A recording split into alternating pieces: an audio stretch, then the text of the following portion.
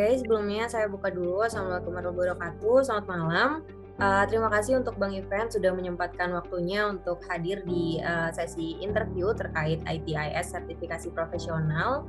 Sebelumnya mungkin perkenalan dulu. Di sini ada saya Naya dan teman-teman saya ada Zulfa, Karisma, Iqbal dan Randika. Mungkin kita langsung masuk aja untuk pertanyaan pertama. Mungkin boleh kenalan dulu dari abahnya, namanya siapa? Boleh diperkenalkan dulu. Oke, perkenalkan nama saya Ivan Faridian Ramadan.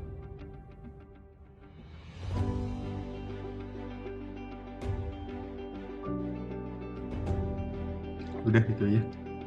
Eh, kalau boleh tahu panggilannya apa, Bang? Panggilannya Ivan aja. Oke. Gini, Bang, mau nanya nih, untuk kesibukan akhir-akhir ini apa ya, Bang Ivan? Kesibukan yang pertama mencari kesibukan, yang kedua ya kerjaan lah, kerja kecil-kecilan gitulah. Kalau boleh tahu ya, Bang ya, sekarang itu kerjanya bagian apa, Bang? Dan di mana? Di bagian full stack, saya jadi full stack developer di Bandung Teknopark. Oke, boleh Randika dilanjut? Oke, siap. Bang mau nanya ini sih Bang, kalau misalkan karena Bang sebagai full stack developer di itu ya di BTP, mungkin buat ini sih Bang sekilas kayak job description di profesi tersebut itu kayak gimana sih Bang? Oke, secara singkat, developer itu adalah membuat aplikasi ya. Cuma kalau misalnya digambarkan secara luas dan spesifik pada pekerjaan saya, developer itu membuat aplikasi yang sudah dirancang oleh sistem analis sebagai alur proses kerjanya, dan sudah UI UX-nya sudah dirancang oleh UI UX developer, UI UX designernya. Jadi nanti kita developer itu untuk merancang aplikasinya. Nanti kalau misalnya udah jadi dites sama QA testernya. Kalau misalnya udah selesai oke. Kalau misalnya masih ada bug, nanti kita kerjain lagi untuk dibenerin lagi aplikasinya gitu sih. Oke, kayak gitu. Jadi mungkin analis yang kayak gitu dan UX develop dari semua itunya ya Bang? Iya. Oke, mungkin buat selanjutnya kira-kira nih Bang, buat karir path di profesi tersebut itu apa ya Bang? Kalau secara umum karir path itu ya biasanya dari developer, junior developer, nanti ada yang langsung ke senior developer, terus ada yang ke middle developer dulu, senior developer, terus biasanya rata-rata di situ sih tujuannya. Cuma ada yang jadi head of apa nanti naik lagi dan sebagainya gitu. Naiknya gitu sih prosesnya biasanya. Siap Bang. Mungkin untuk selanjutnya sama teman saya Bang, dilanjut. Oke, mungkin untuk selanjutnya ini Bang, untuk range salary dari profesi tersebut kira-kira apa ya Bang? Berapa ya Bang? Kalau secara umum itu variatif banget ya. Ada yang mulai dari 3, 4, 5. Ada juga yang fresh graduate udah langsung 7, 8 gitu. Jadi itu pertama tergantung skill kamu, kedua itu tergantung perusahaan, dan ketiga tergantung job desk kamu juga. Itu kalau di rata-rata itu variatif banget sih, dari 3 sampai 10 bisa sih. Gitu. Berarti range-nya cukup lebar ya Bang kalau Iya, lebar banget kalau misalnya kita lihat secara umum ya. Oke, Bang.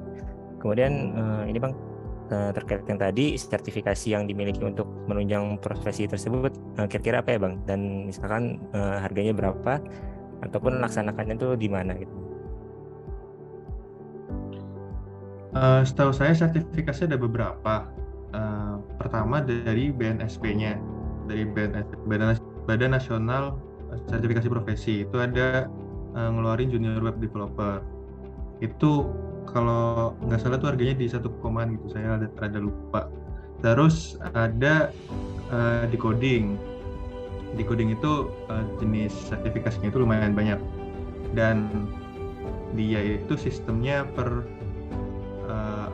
subscription gitu, per bulan ada, per 3 bulan juga ada. Jadi kalau misalnya per bulan kamu bisa nyelesain sebanyak-banyaknya, ya udah kamu untung tuh di decoding. Terus ada Progate. Di Progate itu jadi sistemnya itu sebenarnya kursus, cuma kamu bisa dapat sertifikat, dan kalau dapat sertifikat kalau bayarnya lebih, kalau misalnya kamu bayar gitu. Kursusnya gratis, cuma dapat sertifikat kalau kamu bayar. Terus yang sering saya dengar tuh ada yang dari Google dan dari Oracle juga, gitu-gitu sih. Cuma yang setahu saya yang tentang harga dan sebagainya, yaitu ada 3 itu.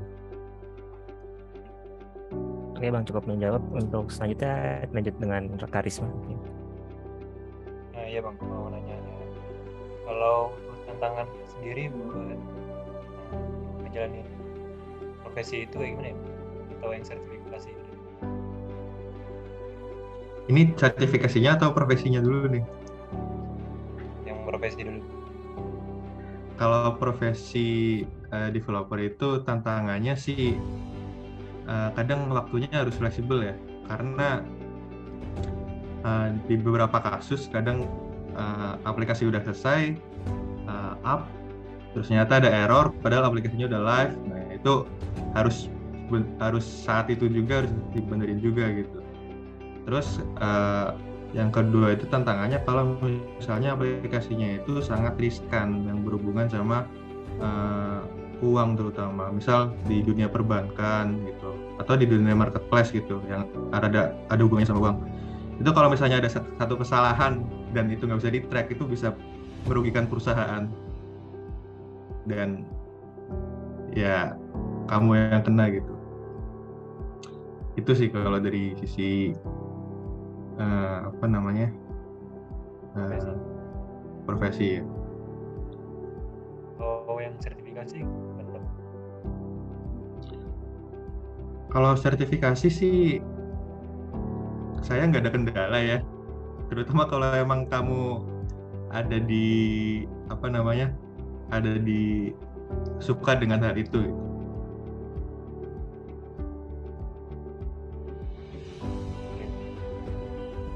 Mungkin udah sih.